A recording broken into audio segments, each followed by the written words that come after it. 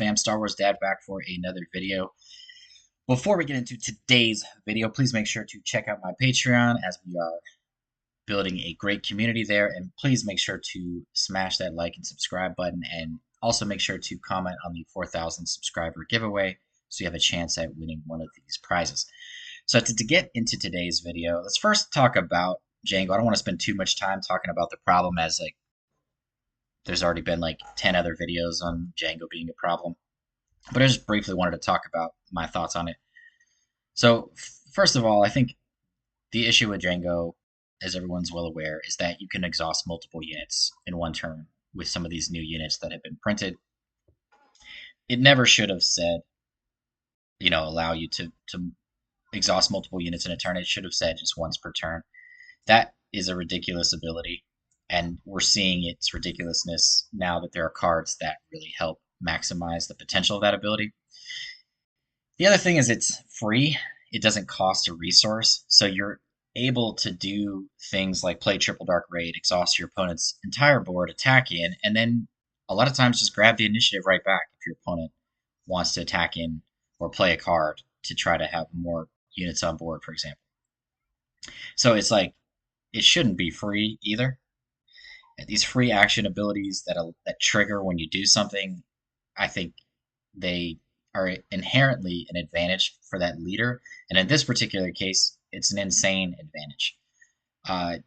What do I think they should do? I mean, I don't, that's not my job, but I mean, I think if they were able to errata this card to once per turn, I think that would make things a lot better. Because then Triple Dark Raiding a War Juggernaut, even though it's still attacking for 8, 9, 10 damage for 4 resources, it would only be able to exhaust one unit.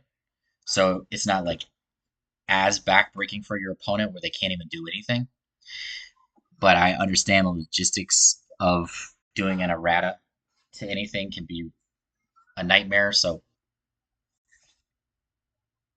I think the other issue is that it just got so many weapons that synergize with its abilities from this set, and it was just a matter of time before this leader got ridiculously broken.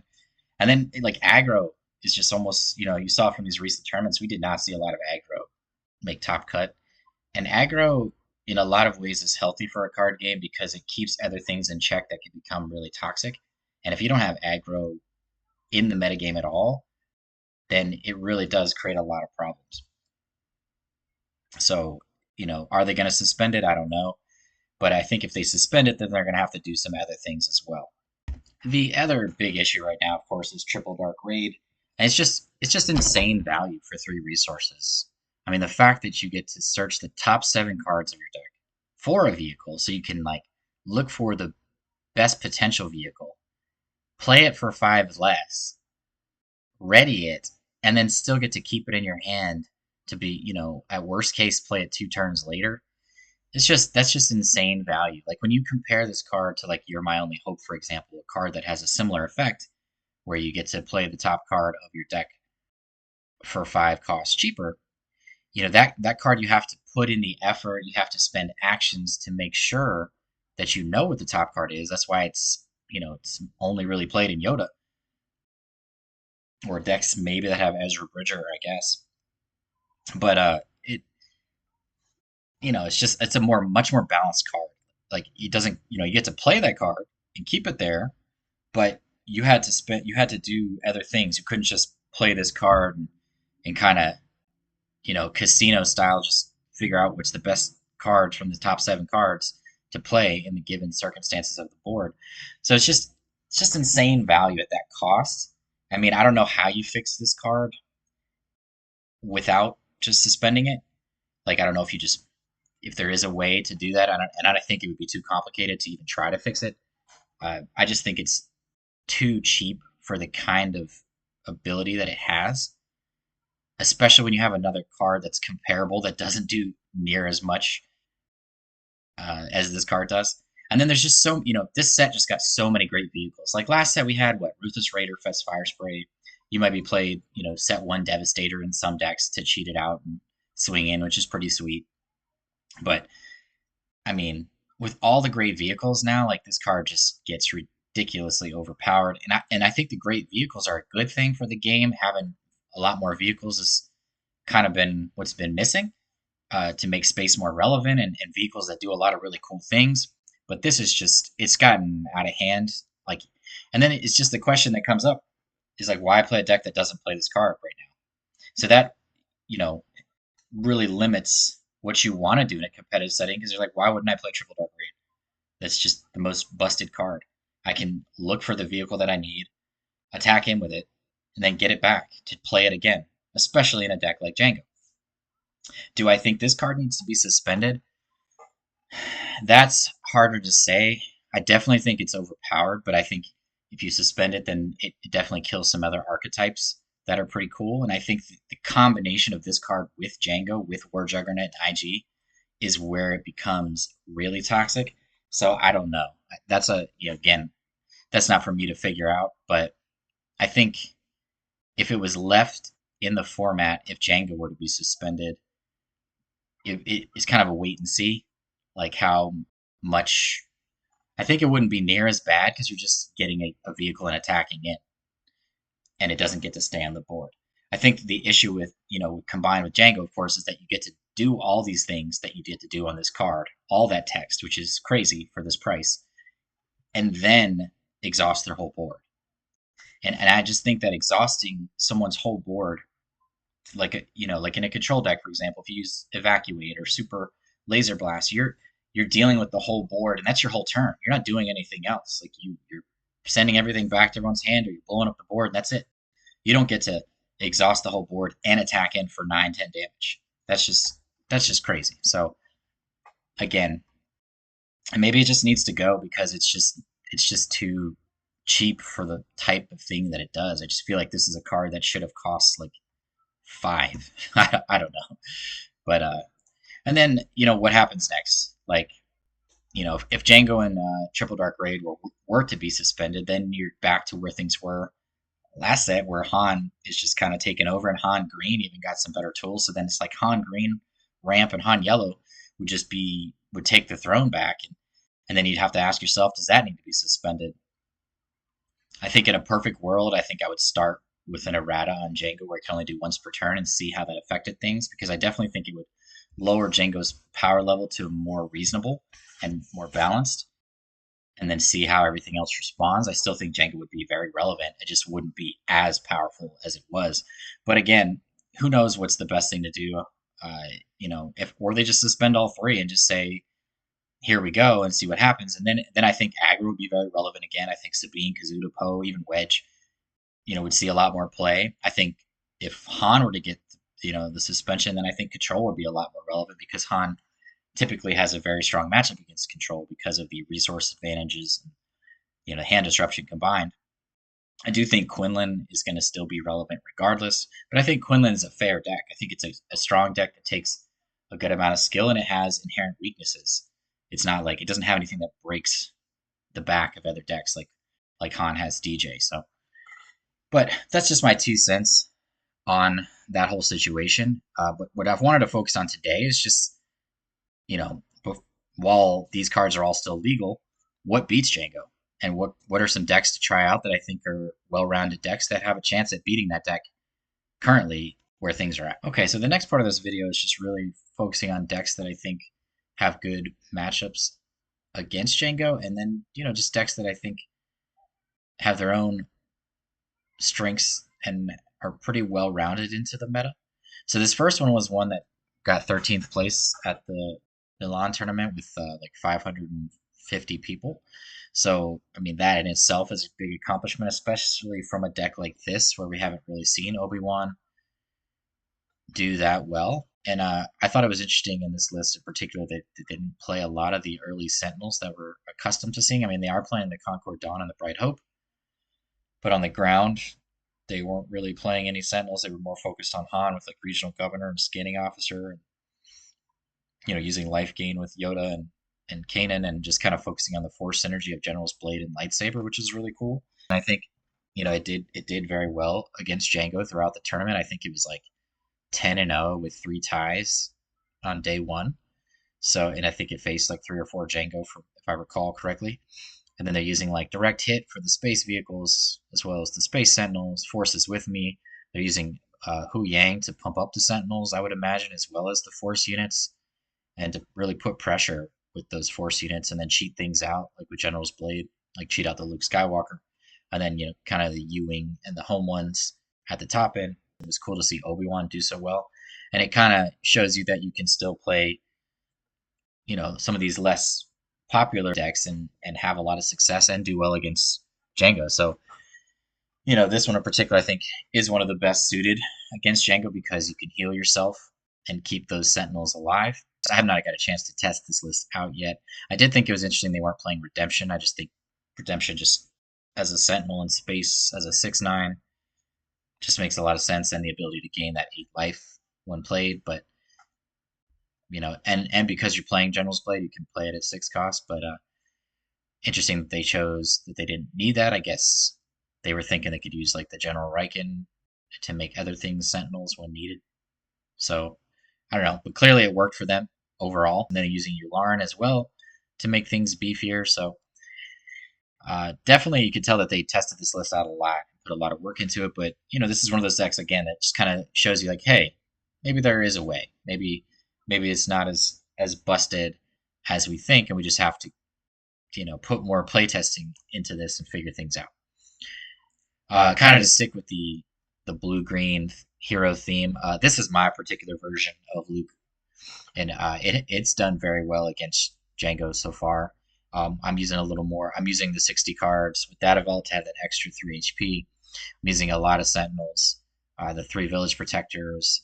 I'm using a lot of cards that give me card draw because I'm playing the 60 card version, and it's felt very consistent because I'm doing those things. Like Red Squadron is one of my favorite cards in here because I don't really care about damaging it. I'm almost always going to damage it in most situations because I can just put a shield on it afterwards. So then it's like I get the card draw and get to put a shield on a 3-powered space unit. Sabine's Masterpiece is very good in here because it allows me to gain experience and gain life, which is really sweet. So a couple of those, and gaining 2 life is significant. Playing a lot of life gain. We're using 3 Yoda for the card draw. The Obi Wan has card draw. The Bright Hope allows us to send like our Alliance back. Using the Alliance in general is just very sweet in here to get things out early, get that Luke out on the 6 resource turn.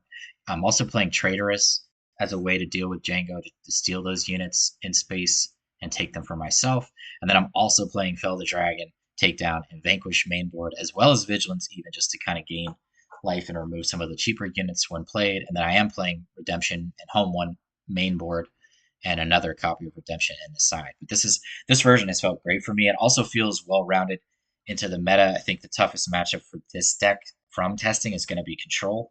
But, in the past when I've played this deck, there are ways to beat Control. It does take a lot of play testing. But, you do have things that help against Control, like U-Wing, Home One. You could play Spark into Rebellion in the sideboard at 4 cost. You still have Vigilance if Control picks up pace. But this is built specifically to beat Jango with the removal, the Sentinels, the card draw, the life gain, and the Traitors. So this is a really good version. I've really enjoyed this version. It's definitely one of my favorite decks to play right now because of where things are at. But definitely check this one out. Another one that's similar. This is based on a Lando Data Vault deck that I saw, I want to say a few weeks ago. I can't remember where I saw it. I did tweak some things around a little bit, and I would probably tweak some things a little bit more when I look at this one, just based off of that Luke list and what's been working for that. But I did like that this one had Cad Bane in it as a cool card. I think they had more of the Casino U-Wing hits in their version, and they were using the Endless Legions, I think. But I did like the idea of kind of pulling a Cad Bane out with U-Wing. I would probably adjust this list in general just to kind of tweak it a little bit more to look like Luke, because Luke has felt so good, and probably be a little less gimmicky with Cad Bane. And probably, I don't know why Paige Tico is in here. I think I really like that card with Restored Arc, but I don't think it's necessarily what I want in a Jango meta. But just another version where, again, you're using healing, you're using shields, and it's kind of very similar to Luke, and using the Sentinels and the card draw. Very similar idea, very similar concept. Of the two, I think I would just play Luke because of my familiarity and because it doesn't rely on having to have a unit both in space and on the ground to play the shield.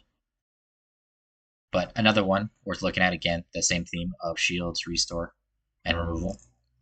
Okay, this one was really cool. This was from the initiative tournament that's online. I think it was like 100 players, and this finished like top 8. So clearly they played against a significant amount of Jango.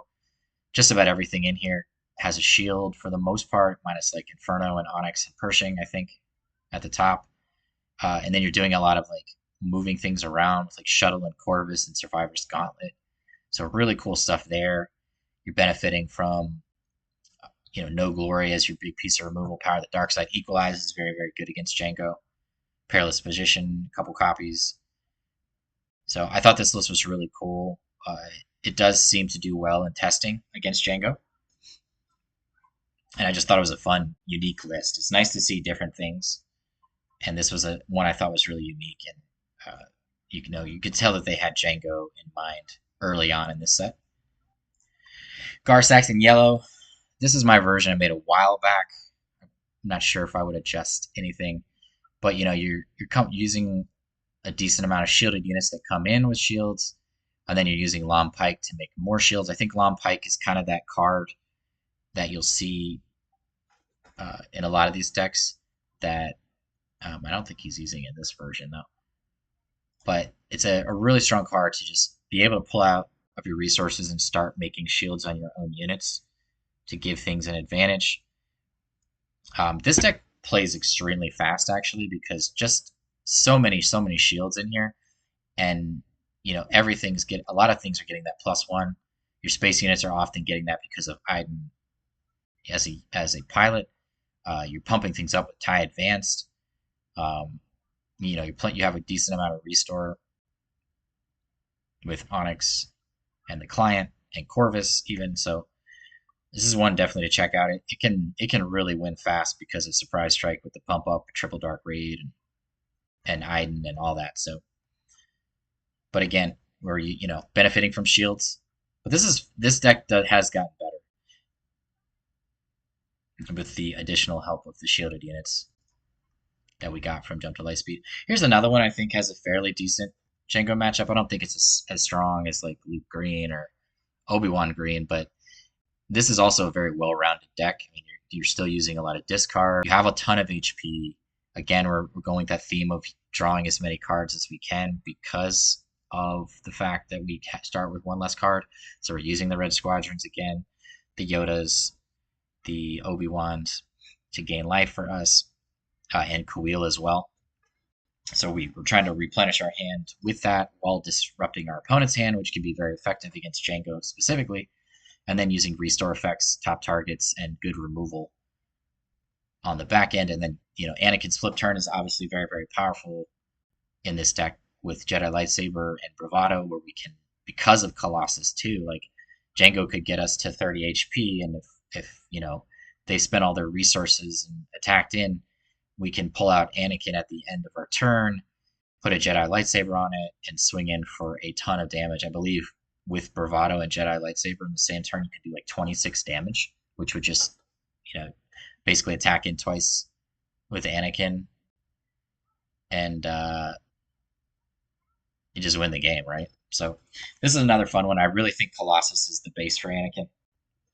And this deck has done really well in testing, and like I said, this one definitely has more well-rounded matchups across the board.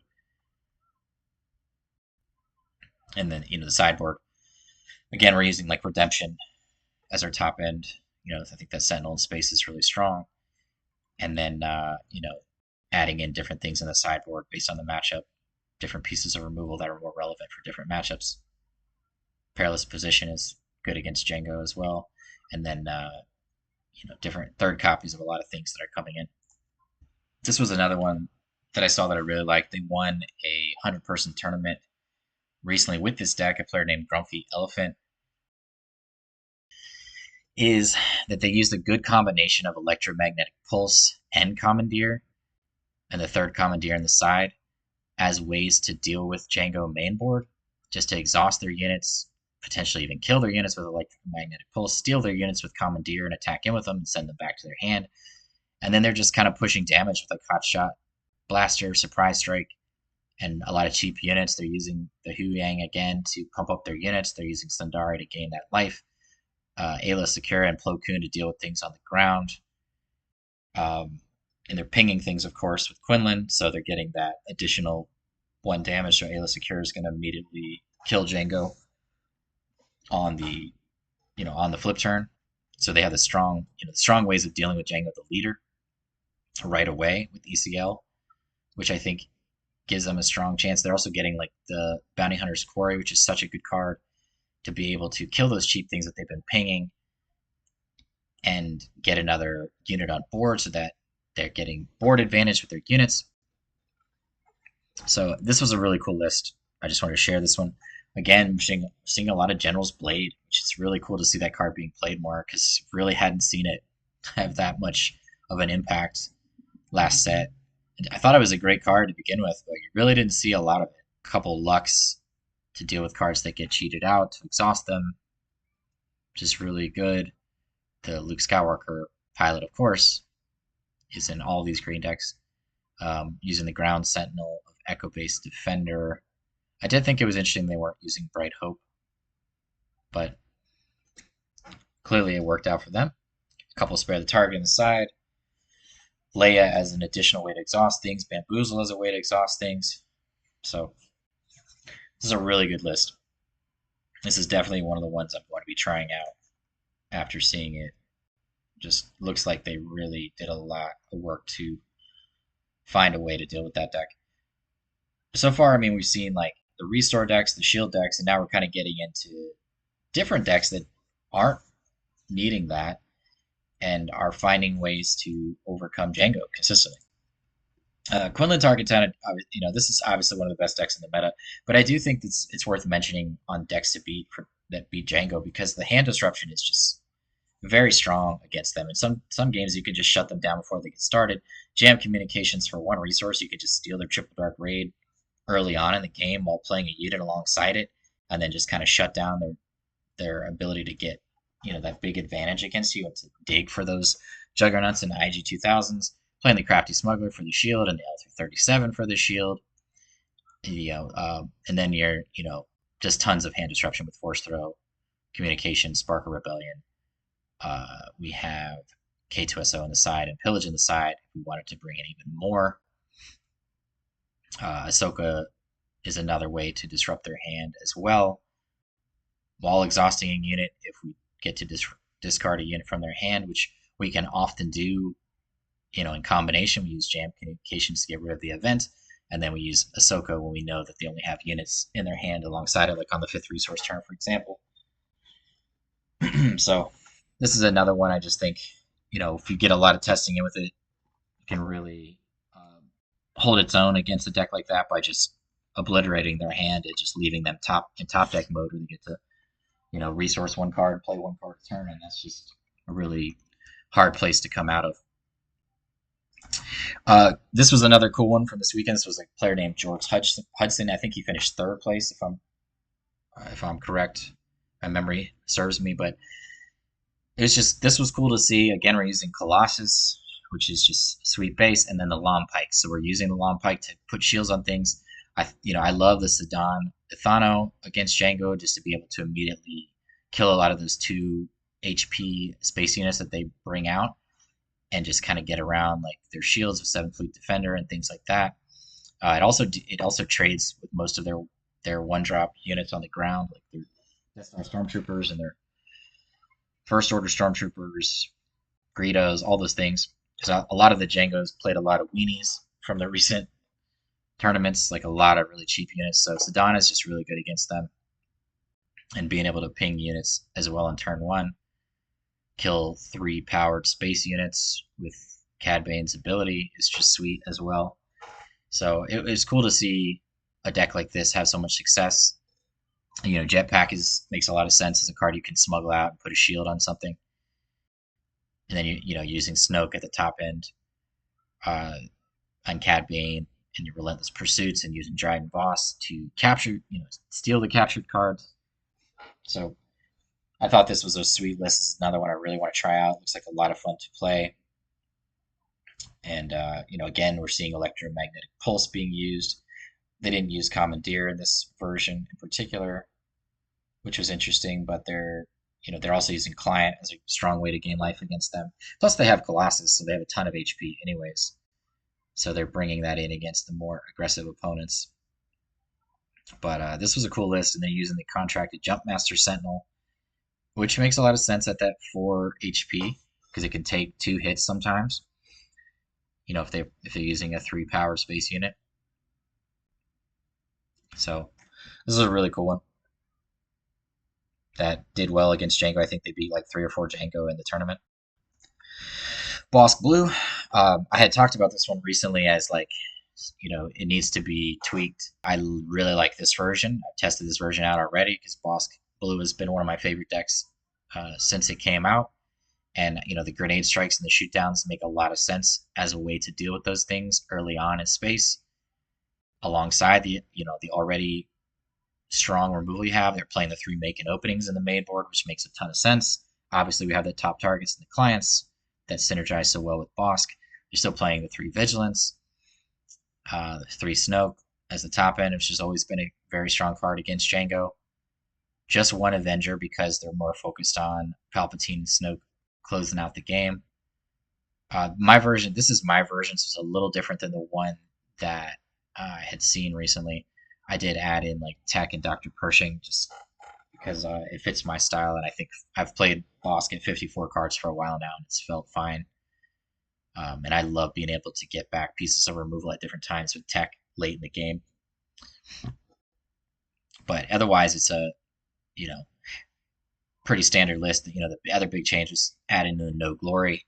I've talked about that before too. Like the weird thing is if like there's a top target, so you just have to be strategic about where you put your top targets and make sure you're using that on using other pieces of removal, which you have plenty for the card that you put the top target on, and saving your no glories for the things that are strong threats against you, like the Ruthless Raiders, K2SO. It's really good against those 2 cards. I mean, obviously you're using it against Devastator, and you don't typically have time to top target that anyways, because you're usually getting it with triple Dark Raid.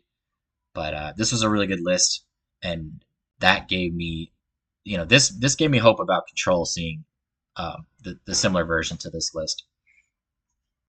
And just, it shows that multiple things can beat it, because everyone's been saying all the indirect damage, Jango, it's just Control is too slow, but seeing someone have success with it and seeing the adjustments they made, visually, and just kind of, they make a lot of sense. And it, testing it out, it's felt really strong against Jango. So, and then I just did a video on this one. I do think this deck has a good matchup against Jango because of the ability to cheat out units early with Bounty Hunter's Quarry. You can play very aggressive in this deck. Your Overwhelming Barrage can be too much for them early on in the game. I do think I would consider putting in a second Maul and maybe cutting I don't know what I would cut, but definitely would want to have a second Maul in the main, I think, just to deal with Jango and Quinlan immediately. Although it is going to be 2 turns later, but because of our ramp, a lot of times it ends up being the same turn that Jango flips, so we can just immediately remove it. And I think that's why it's so important to play 2. I think if you had to maybe cut one of the Vaders, the 6-drop, just because you really... And my issue with that is that it's so good in other matchups, and that it is still 7-powered unit, so it can still deal with the leaders. So I just have to figure that out, which card I would drop for that second Maul. But in general, this deck feels like it has a strong chance against them. They still have ways that they can come back quickly, but a lot of times, especially if you get off to those really, really fast starts, it's too hard for them to overcome that. By the time they get to their 5-6 resource turn, you can win the game on your 5 resource turn a lot of times with this deck. You can also play the ramp version of this deck, which is different, but I chose to play this a little more low to the ground and just kind of play with the indirect damage to put my opponent in weird situations with math and putting pressure on them. And so far, it's felt really good. So, but that was all the list so far. But I mean, that's a good amount of lists. It's like 10 or 11 lists that I feel like have a solid matchup against Jango that give Jango a hard time, whether it's using, getting board advantage, pinging things, putting them under pressure, using overwhelming barrage, coming in with Maul. Here, where it's just hard control and using the strong cards like Grenade Strike and Shoot Down to deal with those space units early on, and gaining our life and removing things as they come on the board later in the game. This Cad Bane one is just pinging things. It feels like it's gonna put pressure at a moderate pace, more of a mid-range deck, not as much removal, more units, but it feels really strong. Top end with Cad Bane and Snoke, of course, which is such a these colors of, and then having the top end of Cad Bane and Snoke is such a fun combination. I played a lot of Jango Blue last set, and I love that deck. I still haven't quite solved that deck for this set, but it's definitely one I'm going to revisit. The Quinlan Red, and with all that disruption in the hand, can really sometimes just, be too much for Jango to overcome. This one was really cool, with the ECL targets coming in to remove Jango right away so that he can't wipe the whole board. And then just kind of putting a lot of pressure on your opponent using Electromagnetic Pulse and Commandeer. This is definitely one of the ones I'm really going to try out in the coming days. Anakin with hand disruption, restore, and removal. Gar Saxon with all the shields in both versions. Lando, although I do prefer Luke, this version has tested very well. Traitorous, I think, is very relevant right now. And then the Obi Wan deck that finished 13th. But definitely let me know some other decks that you guys think are good against Jango from your own testing, or maybe a deck that I missed on here. But I just wanted to point out that it's not hopeless. It doesn't necessarily just mean we have to suspend those cards for the game to be healthy again. Sometimes it just takes a few weeks to kind of figure out the puzzle of a deck that got a lot of tools. Like Jango got an insane amount of tools, and maybe it's just after you see some of these decks that see success, we'll start seeing more of these, and then we'll start seeing the percentages that Jango finishes in the top 8, the top 16 start going down because they're having a hard time running into all these decks that had success against them. I mean, when you see a big tournament like that with 550 people and you're trying to win, a lot of people are going to pick Jango because they're comfortable with it. It got a ton of tools. Clearly, it's gotten some overpowered things with Triple Dark Raid and all the new vehicles that it got with Devastator and especially War Juggernaut and even IG. A lot of people are going to pick the deck that they think has the best chance of winning. But once you start seeing things settle, people are going to start adjusting, to what they expect to see. They're going to start seeing other decks that have the potential to finish at the top and not necessarily have to play Jango. So I do think there's a potential that we see less of it, and that we see more of these decks that start to overcome it. But again, like I talked about, the Triple Dark Raid is just absolutely insane for the cost, especially when it's getting cards that can exhaust the whole board while attacking in as well. So that might be the card that we see get axed, but I don't know. I guess we'll just find out and adjust accordingly. But hope you guys enjoyed the video. As always, y'all have a good one. Peace out.